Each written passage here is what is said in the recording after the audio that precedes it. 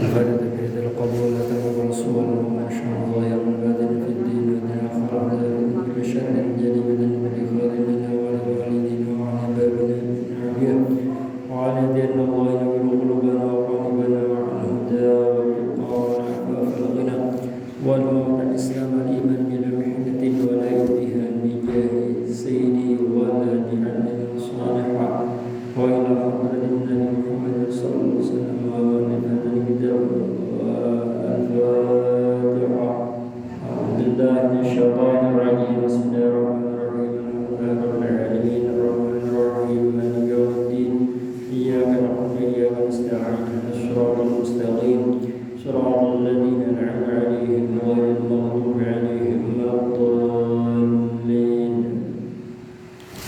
قال المصنف رحمه الله تعالى dan ketahuilah olehmu bahwasanya barang siapa menyangka ia akan badannya berlumur dengan dunia dan hatinya kosong dan bersih daripadanya, niscaya telah menipu akan dia oleh syaitan. Karena sabda Rasulullah SAW, innama mathalu sahibu dunya kalmashi fil ma'i hal yastati'u alladhi yamshi fil ma'i alla tabtali qadama.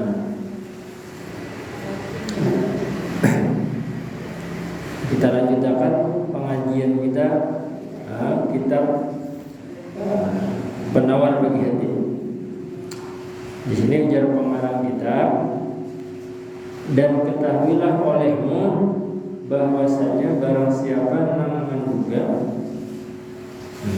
ia akan badan yang berlumur dengan dunia, hatinya kosong dan bersih daripada dunia, niscaya telah menipu akan dia oleh syaitan. Maksudnya ini contohnya lah, contohnya kayak orang nih, ada misalnya orang katuju bermaksiat,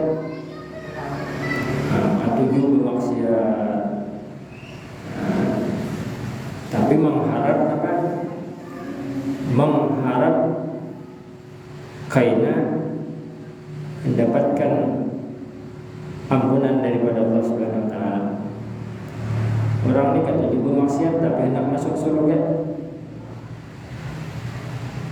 Nah, ini misalnya ini contohnya nih.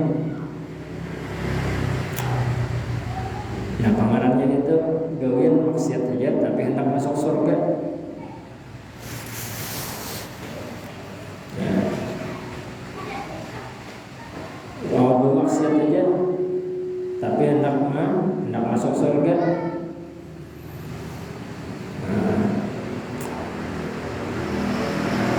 Surga tadinya gawian orang maksiat tapi hendak masuk surga, itu ngarannya mahmulat lawan Allah Ta'ala, mahmulat lawan syariat, mahmulat lawan Allah Ta'ala.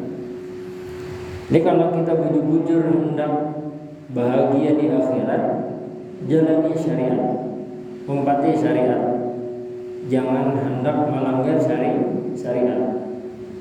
Yang maksudnya melanggar syariat itu menggawi yang haram, menggawi yang diharapkan oleh Allah Ta'ala. Ya, jangan. Kalau kita bujur-bujur hendak selamat di akhirat, itu bujur-bujur ke ma'asilah Allah Ta'ala. Ma'asilah Allah Ta'ala ini menggawi yang dianjurkan, menggawi yang diperintahkan oleh syariat. Jangan tarangir, jangan sampai tagawin ang haram. Amun nya tagawin ang haram bancak balakas betaubat. Nah, ini kita mengarang kita ni benar ada aja tagawin dosa, tagawin maksiat. Cuman orang nang baik, hamba nang taat Allah Ta'ala ketika inya berbuat dosa, ancap betaubat. Ancap betaubat, ada nama hadang Tuhan, hanya betaubat kada. Namun orang hadang Tuhan, hanya betaubat itu mahmulat berarti. Mahmulat. Ini, kalau kita berdosa, bermaksiat kepada Allah Ta'ala, tiba-tiba tegawe maksiat pada Allah Ta'ala, ancapi lakasi bertobat, jangan kaina aja jarang menghadap Tuhan. Mesti sampai seorang umur tuh sampai Tuhan. Wah ini umur kada menghadap Tuhan, bisa aja nang anam berdahulu. Banyak aja sudah nang anam berdahulu kada menghadap Tuhan. Yang lain datang meninggal aja karena masuk kubur menyesal gitu. Penyesalan di alam kubur itu kada bernilai apa-apa lagi dah. Kalau anak menyesali tak perlu hidup, nyamannya kita sudah masuk ke dalam kubur, sudah terpisah antara roh dan jasad, sudah masuk roh ini di karungkungan. Ada kalau lagi kita menyesal, ada kalau lagi kita menyesal itu ada artinya lagi dah. Kita menyesal itu ada artinya lagi, sudah roh, sudah bintangan karungkungan, sudah di tenggorokan di sini. Itu karena roh pas sudah di karungkungan kelihatan sudah di situ di mana kita cager bandang nih. Nah bintangan situ sudah kada kawal lagi, kita hendak menyesal, hendak bertaubat kada kawal lagi dah. Habis sudah masanya. Nah ini gawian nama masalah sahibud dunia. Orang ini kata gimana? Orang ini gawian nih sahibud dunia nih. Sahibud dunia ini artinya orang yang banyak sahib dunia aja. Awal mengapung dunia aja. Maksudnya mengapung dunia ini artinya apa ya ujar kita tuh? Hidup tuh kada ada bernilai ibadah lalu gitu. Kada ada bernilai ibadah. Nah itu mengapung dunia. Contohnya apa? Contohnya orang yang asik berusaha, kada ingat lagi menggawi ibadah yang wajib, umpamanya lah.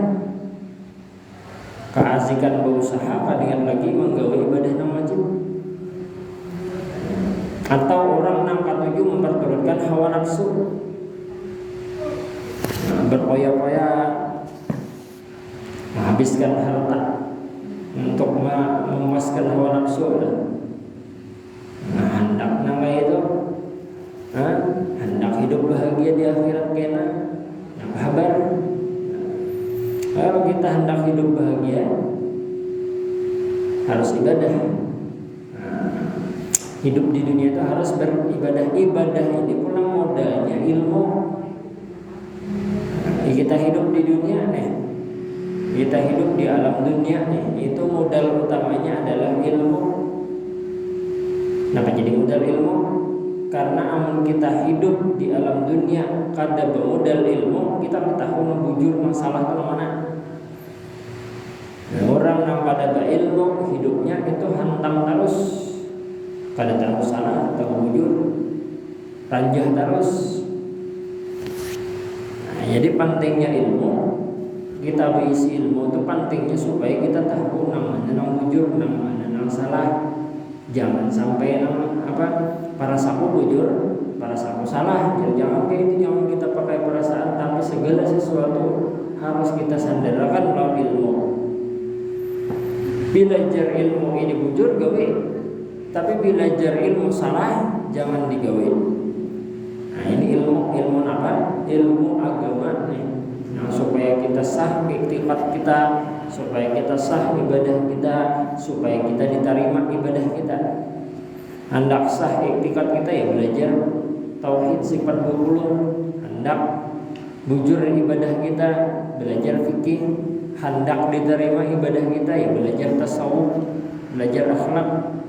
Yang kita pelajari saat ini nih, kita ini belajar akhlak tasawuf supaya ibadah kita diterima oleh Allah Ta'ala. Kita diterima oleh Allah Ta'ala ibadah kita, caranya ini bertasawuf berakhlak. Ini ciri orang yang bujur ibadahnya diterima oleh Allah Ta'ala. Ini akhlaknya makin baik, kelakuannya makin baik. Itu cirinya. Orang sembahyang nih, hendak tahu misalnya kita nih sembahyang rajin aja, hendak tahu ibadah sembahyang kita diterima atau kada nih, hati kelakuan kita namanya apa? Amunnya kelakuan kita makin hari makin bebangan, kada baiknya itu tanda sembahyang kita kada diterima oleh Allah Ta'ala. Nah, amun kita sembahyang kada diterima oleh Allah Ta'ala kesana kada jadi napa-napa. Ya, yang penting itu sembahyang diterima oleh Allah Ta'ala. Cirinya ada. Apa cirinya? Ciri sembahyang kita diterima oleh Allah Ta'ala, cirinya adalah kelakuan kita makin hari makin baik.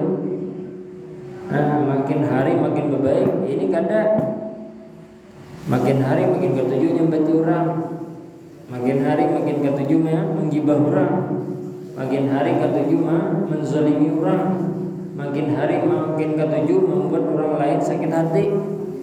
Nah, itu tanda apa? Tanda sembahyang kita pada biris. Tanda sembahyang kita pada diterima lagi oleh Allah Ta'ala, waliyazbillah. Namun kita sembahyang pada diterima oleh Allah Ta'ala, sakit benar kita tuh, sakit benar kita di akhirat. Nah, sembahyang kita diterima oleh Allah Ta'ala, kayak apa caranya? Belajar sembahyang yang bujur kayak apa? Imbah itu belum belajar tasawufnya, belajar akhlaknya supaya bujur kita berakhlak nih. Ya kan ciri orang nang sembahyangnya ibadahnya diterima oleh Allah Ta'ala itu makin hari makin baik. Nah, makin baik namanya kelakuannya, innas salata tanha 'anil fahsya'i wal munkar. Sesungguhnya sembahyang itu mencegah seseorang dari perbuatan yang kada baik. Namun ya kita kan sembahyang rajin, sembahyang tagawe aja, tapi maksiatnya jalan terus. Itu berarti tandanya sembahyang kita kada beres lagi itu. Sembahyangnya bisa aja sah secara fikih, tapi belum tentu diterima oleh Allah Ta'ala. Nah, namanya sembahyang, punya kelakuan kita makin baik, itu tanda, sudah tanda. Memang ini tanda sembahyang kita diterima lah, itu tandanya. Nah, tandanya pentingnya kita berilmu nih. Kita harus tahu yang mana bujur, yang mana salah. Namun yang kita kada berilmu ya orang ranjah terus, para saku bujur juga, para seseorang bujur, padahal kada. Ya banyak orang ini pakai parasa. Ya, parasa bujur padahal salah. Ya nampaknya bakal karasan. Itu apa sebabnya? Karena kada menyandarkan kepada ilmu. Ya kada menyandarkan kepada ilmu sudah, tapi kalau orang yang menyandarkan kepada ilmu, setiap segala sesuatu disandarkan ya kepada ilmu, nah, ini pasti terbimbing. Di ilmu ini pulang harus didapatkan dengan belajar. Nah, belajar lawan siapa? Belajar lawan guru pulang. Sembahyang atau bila kada ada ilmunya kada sah.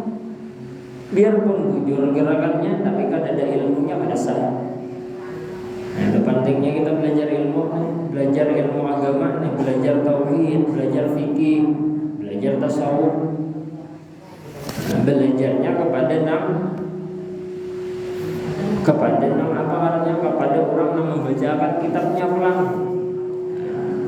Belajar pelajaran dengan membawa kitab. Kitab. Jangan kada berkitab kabarnya bisa kada bujur atau bisa kada bujur itu.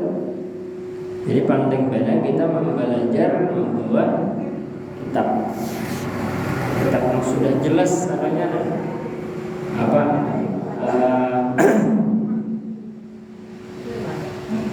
yang sudah jelas, yang sudah masyhur diantaranya kalau tasawuf ini kitab penawar bagi hati. Ini belajar tasawuf, kita belajar ilmu tasawuf. Tasawuf ini adalah ilmu membersihi hati, membersihi diri dari kelakuan yang kada wujud. Ini tasawuf. Jadi kita belajar tasawuf itu belajar kita nih menata diri kayak apa kelakuan yang baik. Karena kelakuan yang baik itu menandakan apa? Menandakan ibadah kita diterima oleh Allah Ta'ala. Tasawuf ini. Jadi tasawuf itu bukan mengajarkan orang supaya apik sembahyang kada. Orang yang bertamat, orang yang apik sembahyang, orang yang tamat sembahyang itu kada bertasawuf itu. Orang yang bertasawuf itu yang makin asyik dalam beribadah kepada Allah Ta'ala. Makin asik, makin nikmat beribadah. kita nih hendak meminandui ke diri kita nih, ada dosa kah, ada kesalahan kah masih? Kita lihat ke diri kita apa tandanya bila hendak meminandui semacam itu. Pinandui ke diri kita nih, bila kita sembahyang itu rasanya nyaman nah, tak paksa kah? Ayo, kita sembahyang nih, nyaman nah, himua sembahyang atau tak paksa kah? Nah, namun kita nampak diri kita hendak merasakan diri kita nih, kita belajar tasawuf ini telah memberesi diri kita nih, hendak memberesi diri, harus tahu diri kita nih namanya bagaimana. Nah, namun kita hendak tahu diri kita nih riget atau kada, kita lihat ke diri kita. Hendak tahu bersih dari dosa atau kada, kita lihat ke diri kita. Apa cirinya? Apa tandanya diri kita ini masih riget atau sudah bersih? Kita lihat ke diri kita. Kita ini sembahyang tak paksa kah? Sembahyang 5 waktu nih tak paksa kah? Amunnya tak paksa, itu tanda bahwa di diri kita ini masih riget, ada bersih lagi. Tak paksa, ya jangan ada wajib pada sembahyang. Terpaksa, jadi ada terpaksa. Makin orang nama ada sembahyang makinnya ada, makinnya itu makin riget. Nah maksudnya kan ini nang sembahyang aja, tapi terpaksa itu pun masih ada kotor, masih rohaninya, masih kotor, masih ada dosa lah, gitu. Masih ada sesuatu yang menyebabkan rohaniahnya itu riget masih.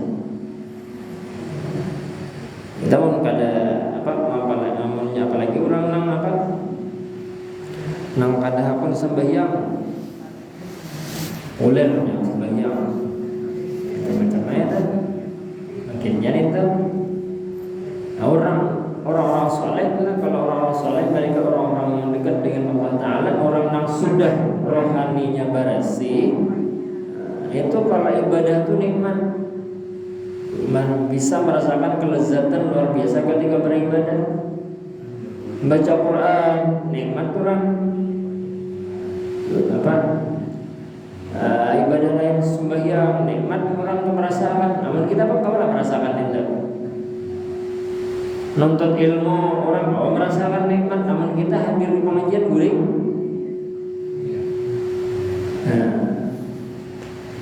Namun orang nonton ilmu nikmat kau merasakan, itu tandanya bersih, sudah mulai bersih. Namun kita di pengajian guring. Ada tanda sudah bila kita di pengajian sudah ada betah, sudah ada fokus, itu tandanya rohani kita ingat. Kita beribadah karena Allah merasakan lezat beribadah, lezat nikmat kepada Allah. Nah itu tahalang dari tahalang ada nama halangi dosa. Kita sembahyang pada Allah khusyuk. Kalau kasih itu kemarin pikiran itu nama halangi kita pada Allah khusyuk itu dosa. Nah kita seorang kalau merasakan itu nyata tasawuf ini adalah pengenalan kepada diri sendiri, pembersihan kepada diri sendiri. Belajar tasawuf, tasawuf ini kan ada nama nilai orang. Amunnya kita belajar tasawuf tapi masih menilai orang, berarti luput. Nah, orang belajar tasawuf ini menilai ke diri masing-masing. Ini mengamalkan tugasan diri pribadi masing-masing. Nah, kita belajar tasawuf hendak membersihi diri. Mulainya dari badan yang zahir dulu, hanya masuk ke batin. Artinya maksudnya tuh rancaki dulu beribadah, rancaki dulu menggawi yang baik-baik, hindari maksiat-maksiat. Nah, bila ya sudah rutin menggawi yang kayak itu, kayaknya masuk ke dalam hati, masuk ke dalam roh, kayaknya pembersihannya. Jadi hendak membersihi luar batin itu bersih luarnya dulu.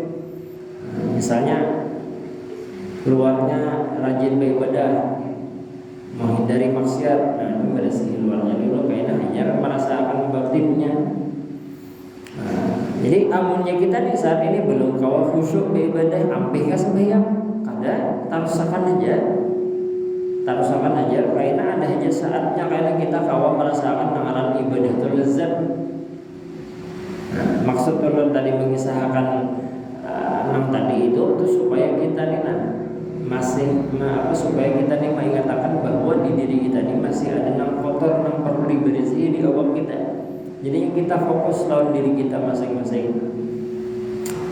Belajar tasawuf itu belajar tasawuf ini membersih hati masing-masing rohani. Bakal lakukan kebaikan. Nyata tasawuf ini kan ada menggaduhi orang. Jadi dia masih menggaduhi orang. Itu masih belum muncul lagi. Ya kitanya aja mah efek hanya berpengaruh aja. Mungkin kita adalah bujur belajar mengamalkan tasawuf, dalam mengamalkan tasawuf bersih diri itu karena mah efek aja setelah dalam aja itu karena nang di parak kita tuh tahu 44 juga karena tahu 44 juga. Tahu 44 juga bersih gitu kan. Ampihan misalnya di para kita ada 6 orang bermaksiat, sarabat itu kan ampihan aja dengan sebab dengan sebab kita bertasawuf, berakhlak, hilang aja kan. Jadi yang penting itu ke diri kita. Ini karena ilmu tasawuf ini membersih hati. Innama mathal sahibud dunya kal mashi fil ma'i hal yasalu alladhi yamshi fil ma'i alla tabattal qadama. Jadi kita ini maksudnya jangan sampai begawian nama ulah rohani kita kotor, olah dosa. Jangan sampai ketujuh maulah rohani kita kotor, nama kotor. Kenapa perbuatan dosa dan maksiat itu makin rancak kita menggawi, makin ringan rohani kita. Makin ringan rohani kita itu karena pengaruhnya makin populer kita beribadah. Jadi tandanya itu bila kita nih makin populer beribadah, tandanya rohani kita kotor. Rohani kotor itu disebabkan dosa. Rohani kotor itu tandanya dosa. Perbuatan disebabkan oleh perbuatan dosa. Itu tandanya kan. Jadi maunya kita kada bertaubat, berlepas itu karena tuh makin banyak dosanya itu. Jadi kita ini tugas kita adalah saben hari hendak guring karena amalan yang paling bagus. Hendak guring berapa sudah di ranjang itu mengatakan saben hari itu kita gawe seharian itu apa? Diingatkan munnya ada dosa yang kita gawe ancapi taubat sebelum guring karena bisa jadi sebabnya apa? Guringnya salajur. Munnya guring salajur kalau sampai lagi bertaubat kayak kabar. Ajar ulama mengisahkan nangaran hendak guring itu tak miniatur latihan miniatur sakaratul maut ya. Latihan apa kira latihan seakan-akan kita ini sudah hendak sakaratul maut. Hendak guring tak dibiasakan membaca zikir baca zikir kalau soalnya itu banyak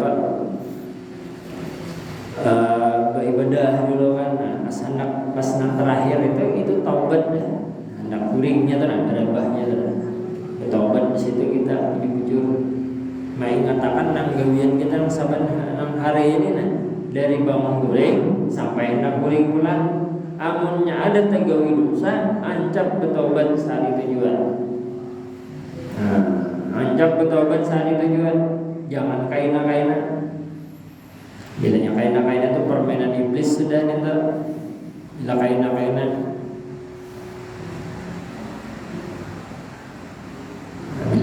kaina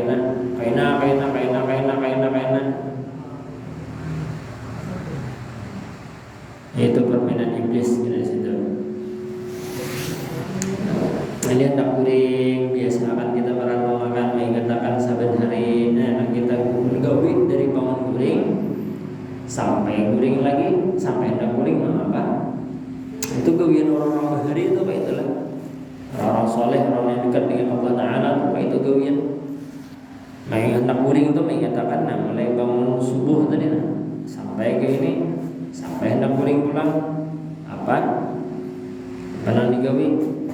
Amunnya ada tagawi dosa ancap bertaubat. Itu orang bahari gawiannya kayak itu. Orang-orang saleh mereka yang dekat dengan Allah Ta'ala itu kayak itu gawiannya. Amun kita apa ya? Amun kita paling kita gawi hendak guring.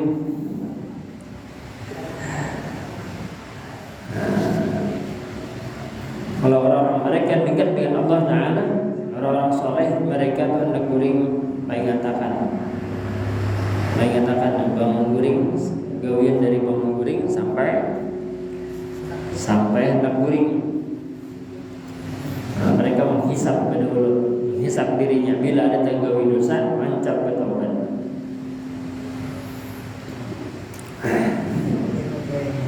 Dan diceritakan daripada Sayyidina Ali karramallahu wajhah, halaluha hisabun wa haramuha an-nar. Sayyidina Ali, bila Sayyidina Ali ini sambungannya karramallahu wajhah. Kalau nama lain Abu Bakar, Sayyidina Abu Bakar radhiyallahu anhu. Kalau Sayyidina Ali ini karramallahu wajhah. Karramallahu wajhah ini artinya Allah memuliakan wajah Sayyidina. Karramallahu wajhah. Jadi kalau Sayyidina Ali itu karramallahu wajhah,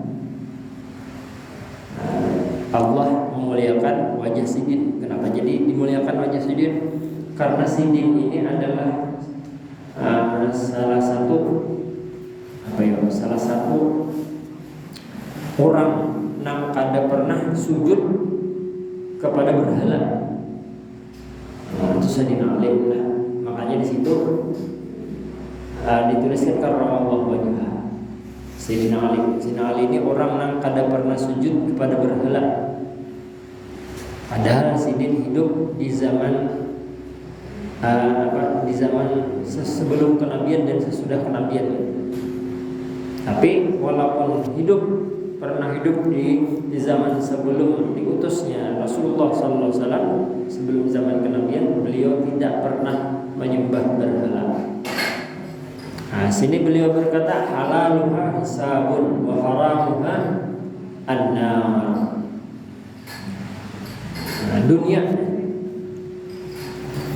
namanya dunia ini halalnya dunia. Dunia ini artinya apa ya? Halaluha hisabun wa haramuha an-nar. Maksudnya tuh kayak ini. Kita nih berisi harta halal, berisi harta, duit, ya, mobil kah, sepeda motor kah, itu didapatkan dengan cara yang halal.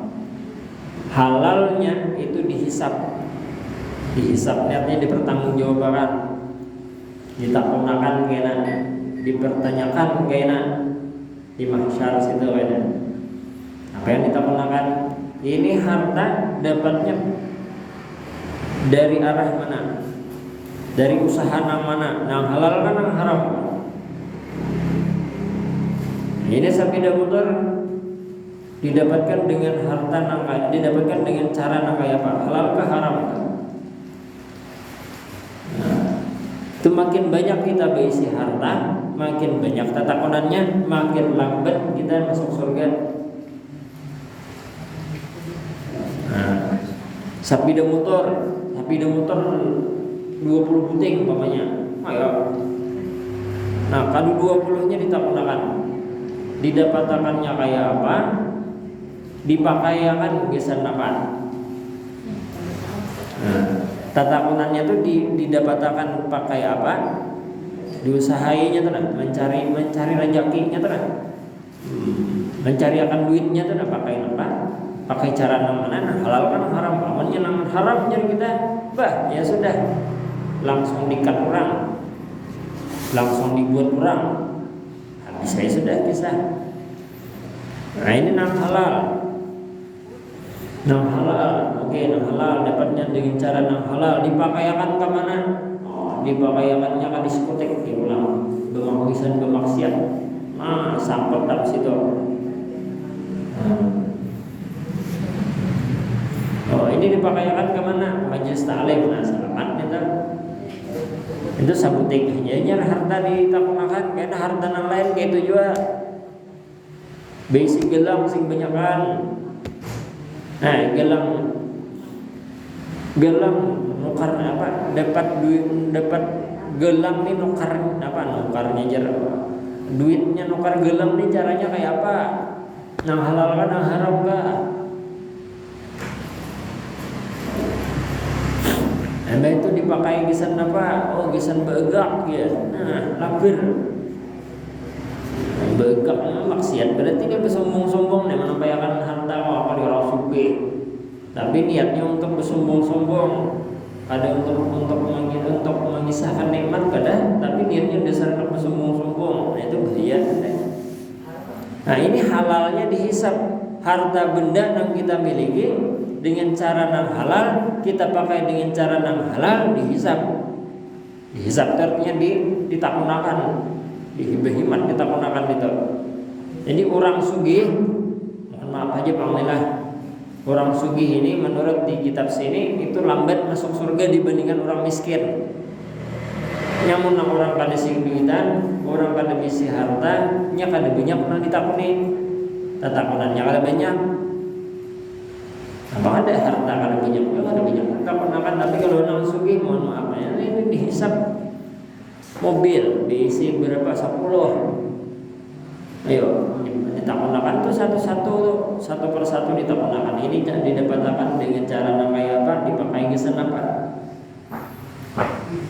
Nah, termasuk nang kita nih lah kalau secara individu, secara masing-masing nih, nang miskin kan, nang sugih kan tuh nang nyata benar ditakunakan tuh umur nih, nah dipakai gesan apa? Umur dipakai gesan apa? Ini modal kita nih. Modal kita bisa beribadah di umur. Ini ibadatan orang kan yang ditakunakan nang miskin kan, nang sugih kan, itu ditakuni kena umur dipakai geus nang apa? Umur.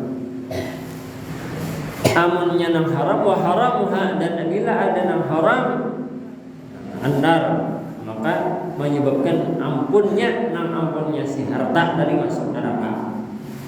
Waliyadzubillah. Nang apa ngarannya? Nang halalnya aja repotnya kayak kita ditakunakan. Malih benar kita tuh menghadapi apa waktu hisab di mahsyar dan nang halalnya aja itu. Makin banyak mengisi harta, makin ngalih. Maksudnya makin ngalih itu makin lambat. Makin lambat. Nah halalnya aja tangan disabuting nah haram ya sudah sakit tak kita. Ada nah haram disabuting sakit tak. Nah, ini renungan kesan kita halalnya kita berisi harta walaupun banyak, walaupun dengan cara yang halal hisapnya berat, kadang gampangan ditakuni berhimat karena kita di situ diteliti bujur-bujur. Nah, ditakuni orang karena kita, ditakuni malaikat kita ambisi harta banyak. Amalnya harta sedikit aja sedikit dihisapnya. Wa haramuha annar. Bila ada nam haram dari harta tadi kita dapatkan dengan cara nam haram atau dipakai dengan cara nam haram, annar. Harta misalnya adalah didapatkan dari cara nam salah. Nah, itu dihisap kita. Pada dihisap lagi itu masuk neraka ada. Haramuhanna. Tapi jar kuliah jar kami mencuntan aja mengambil harta orang itu tujuannya bisa memberi panti asuhan ya apa kisahnya. Bisa bersedekah. Bolehlah bersedekah pakai harta cuntanan. Ya bolehkah katakan? Bersedekah pakai harta juntanan boleh nggak? Nah, tetap pada boleh, tetap pada sah, karena Allah Taala itu pada menerima sesuatu yang kotor. Allah Taala itu pada menerima sesuatu yang kotor. Yang diterima oleh Allah Taala itu yang bersih. Yang bersih itu yang halal maksudnya. Jadi kalau hendak bersedekah, memberi orang, menghadiahi anak yatim, itu harus dari yang halal. Namun tanpa dari yang haram pada diterima oleh Allah Taala.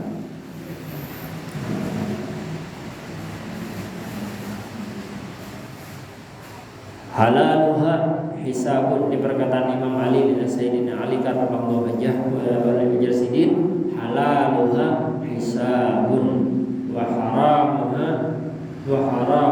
nar. Yang halal daripada dunia itu sebab bagi dihisab, diperiksa, ditakuni.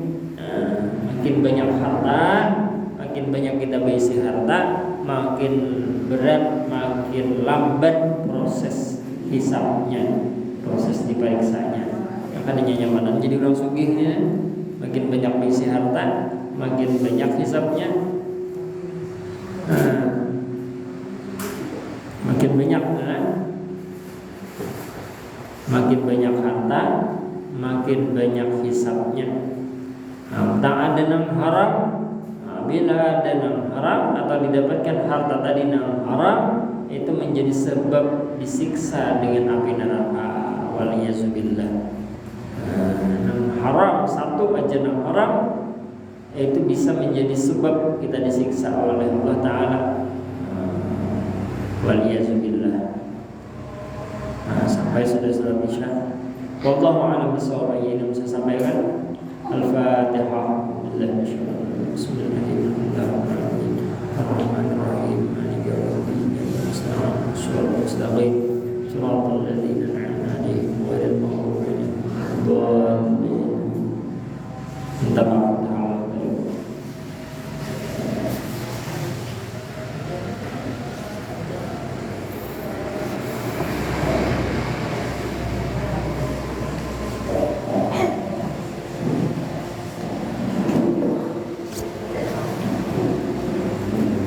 Allahu Akbar. Allah